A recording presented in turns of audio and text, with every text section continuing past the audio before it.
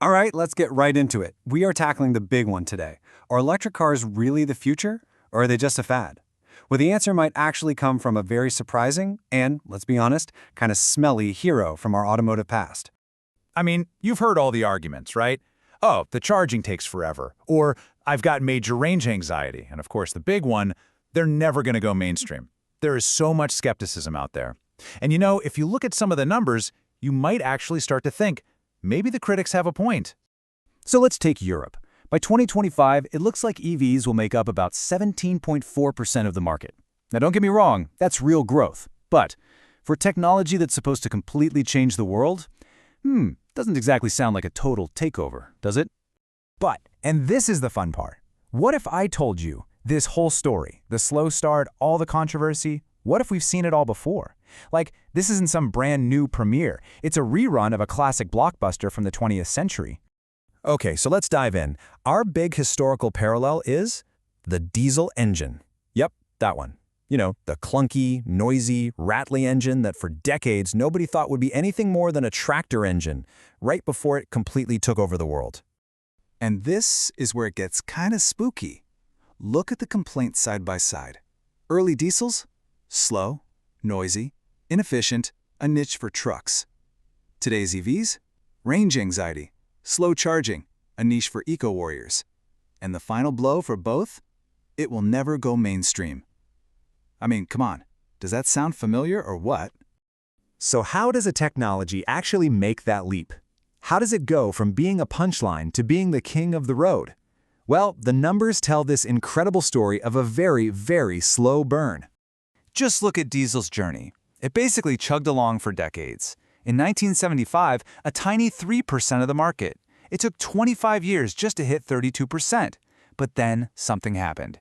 After 2000, it just exploded, peaking at a massive 55% market share. It was a classic case of a slow burn followed by a sudden wildfire. Now bring in the EVs. In 2015, they were basically at 1%. By 2025, that projection is 17.4%. Are you seeing the pattern here? It is the exact same hockey stick growth curve we saw with diesel. It's just happening way, way faster. And the projection for 2030? Yeah, that's around 50%. Okay, so what is it? What flips that switch? How does something go from clunky to cool, almost overnight?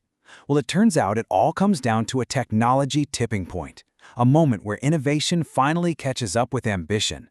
With diesel, it was like a perfect storm. First, the oil crisis made people really interested in its cheaper fuel. Then, the tech started to arrive. The turbocharger in '78 gave it some much-needed power. But the real knockout punch? That was common rail injection in 1997. All of a sudden, diesel engines were quiet, they were efficient, and they were powerful. It totally changed the game. And for EVs, it's a really similar story. Strict emissions rules gave automakers a big push. But the real technological leap was when modern lithium-ion batteries finally went mainstream, which really happened with the first Tesla Roadster back in 2008. That unlocked the whole thing. And ever since, the improvement in batteries and charging has just been relentless. And the progress is just mind-blowing. Back in 2015, the average EV could get you about 145 kilometers.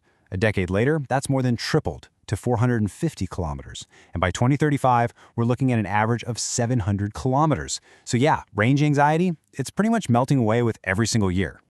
But what about charging speed? Well, that improvement is even more dramatic.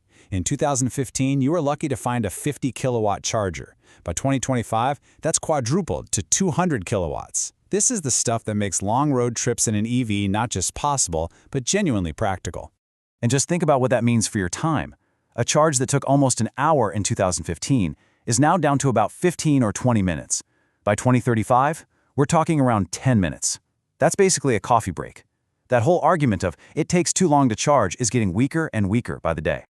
So, when you put all of these pieces together, the identical criticisms, that classic hockey stick growth, those huge technology tipping points, the road ahead for electric cars starts to look incredibly familiar, doesn't it? You know, I think this quote just absolutely nails it.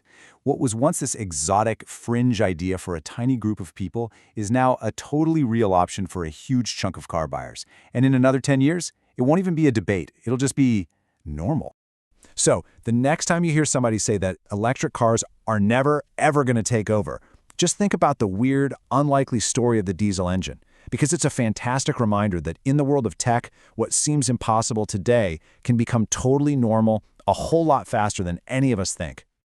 A huge thank you for joining me for this one. It really makes you think, right? What other niche tech out there right now is just waiting for its own diesel-style glow-up? I hope you found that as cool as I did. We'll see you on the next Explainer.